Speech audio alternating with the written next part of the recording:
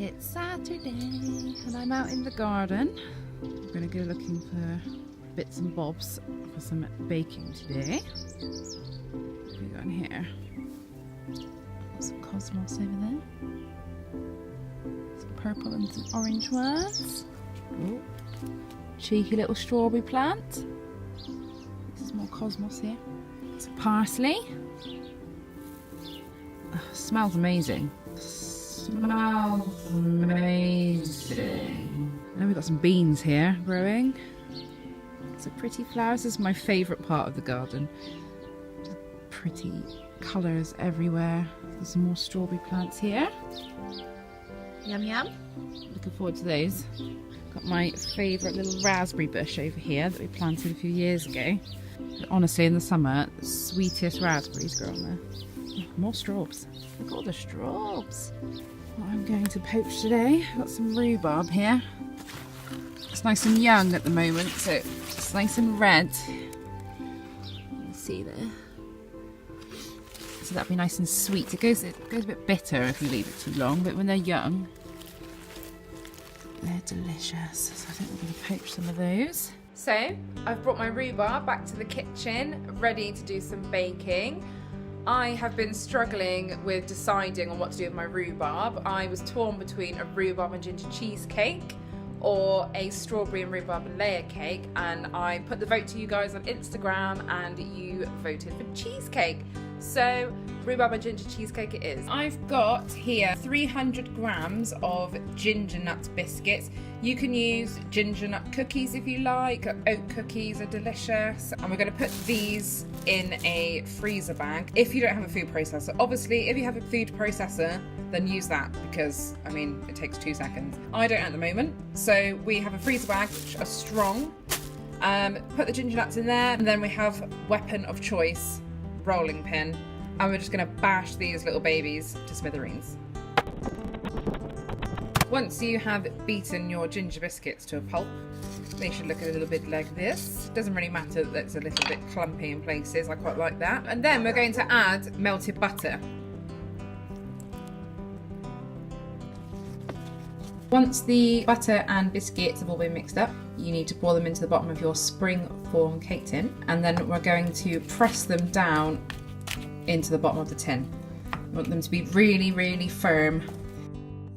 So, we have my bowl all ready, and I've already got 30 grams of cornflour in here, about 4 ounces of caster sugar, sour cream, so that's going to go in there like that,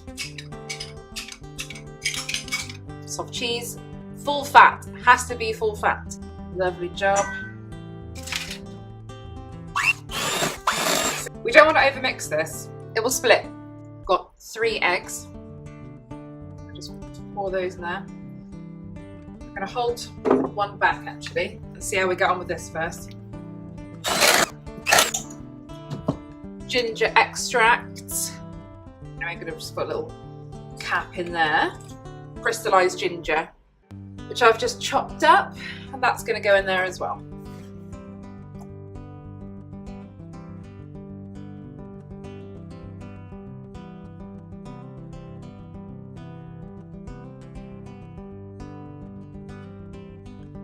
So now that the base is setting in the fridge, we are going to prepare the rhubarb compote, which is going to go inside and on top of the cheesecake. In here we have my prepared rhubarb. There's about 10 ounces of rhubarb in here, which I've just roughly chopped. And then we're going to add 8 ounces of caster sugar. So we're going to heat this on the hob until it starts to make a bit of a jammy consistency. We're just going to bring the rhubarb up to the boil on quite a high heat in the saucepan. And once it's boiling, we're going to reduce the heat and let it simmer for about 10 minutes, making sure you're stirring quite frequently. And then once it's reduced down, we're going to take it off the heat and pop it in the fridge for about 10 minutes. And once it's fully cooled, we're going to just drop it into our cheesecake batter. 25 minutes on 170 degrees Celsius. What we're going to do is turn the oven off and then leave it to cool in the oven for 2 hours, and that should set it.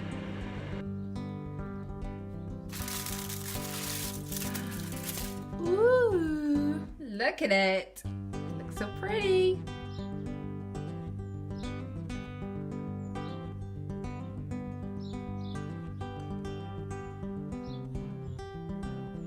Thanks for watching my rhubarb and ginger cheesecake video.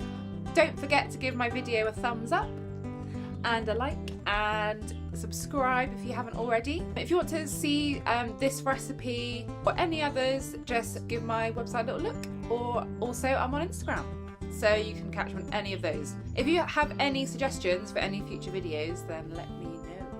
I'm always willing to try new things and have a go for you guys. So thanks, see you later, bye.